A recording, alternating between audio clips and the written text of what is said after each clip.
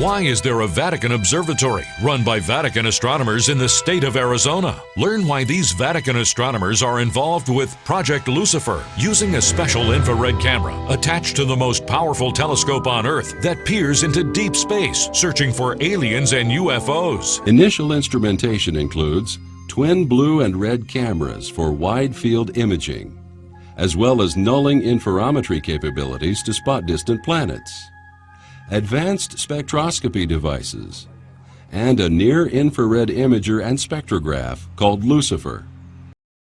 The Jesuit order has had observatories of its own in Rome since the 16th century.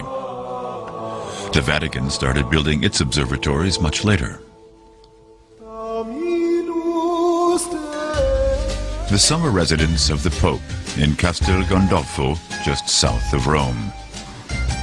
Inside the two domes perched atop the papal palace are the Vatican's telescopes. The astronomers lodge in a former monastery.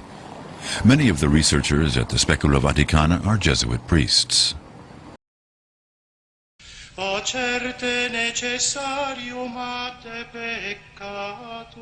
you say that you are Lucifer? I am Lucifer. Okay, define Lucifer for me.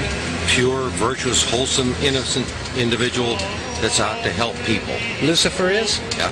Say that again. Lucifer is a pure, holy, Virtuous. Now, is he the Lucifer that God created?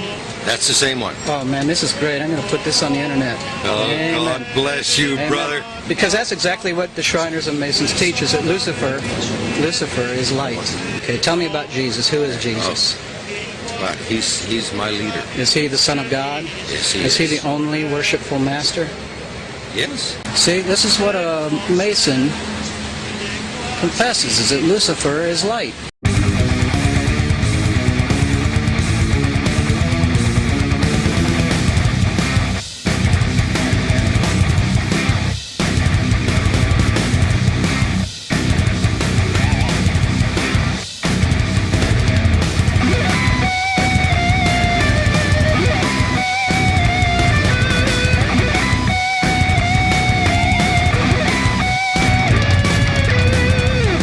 Buried in the library of the Vatican was an ancient 900-year-old prophecy which listed every pope for the next 112 popes.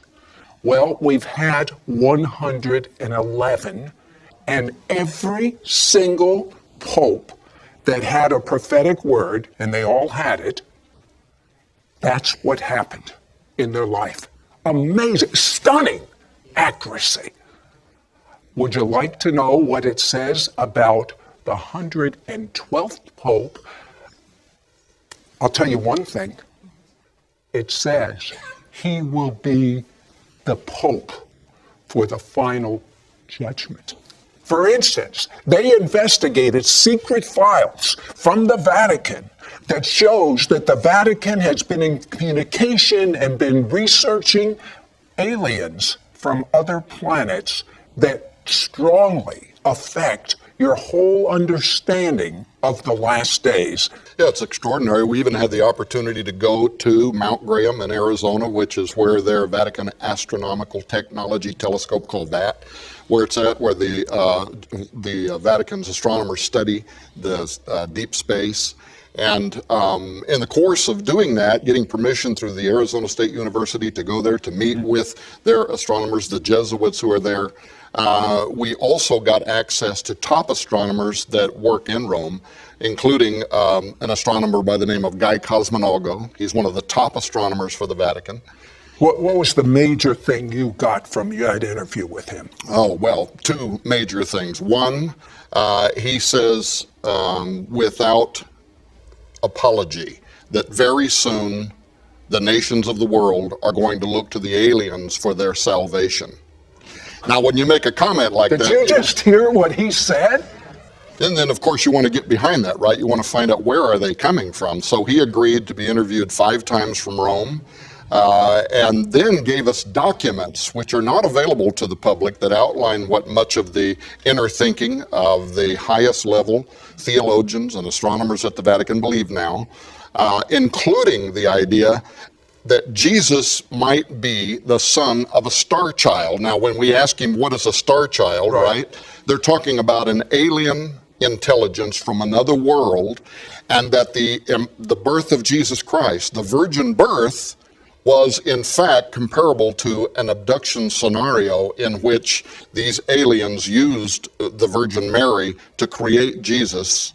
And this is one of the ways in which they're combining the idea that we are soon to be visited by an alien savior from another world. Hold that thought. Wait till you find out about the Vatican astronomer saying he's operating with Project Lucifer. Project Lucifer.